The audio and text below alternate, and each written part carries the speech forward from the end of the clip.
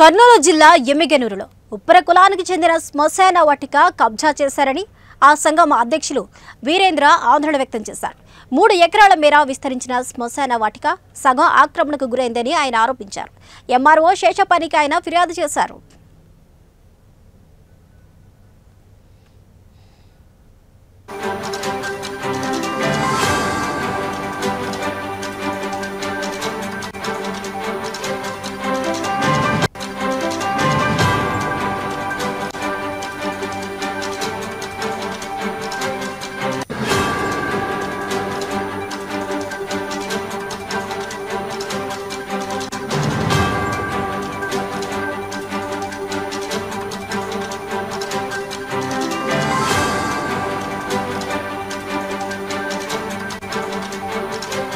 దానికి గాను మేము పర్సనల్గా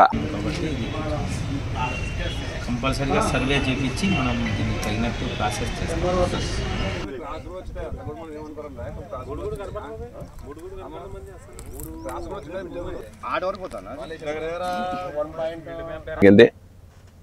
తర్వాత కార్యవర్గ సభ్యుల్ని వెనక చేసుకొని మొదటి ప్రోగ్రాం మేము ఉప కులస్తులకు పాటించిన పరంగా మొదటిగా శ్మశాన వాటిక మొదలు పెడతామని మాట ఇచ్చినాము.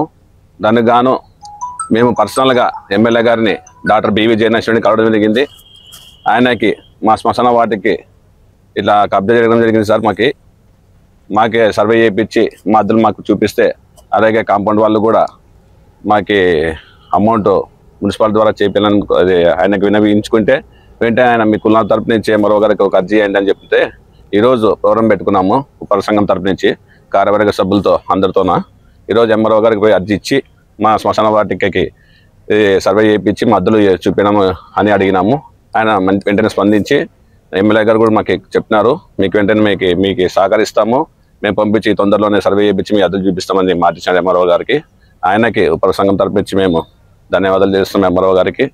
రాబోయే రోజుల్లో మేము సర్వే అయిపోయిన వెంటనే మేము మాట ఇచ్చిన పరంగా అందరు సభ్యులందరూ కలిసి ఉపర కులస్తులు అందరినీ దగ్గర ఇంటింటికి పోయి మేము కలిసి చందాలు వసూలు చేసి మా కాంపౌండ్ వాళ్ళని త్వరలో పూర్తి చేస్తామని వినవించుకుంటాను.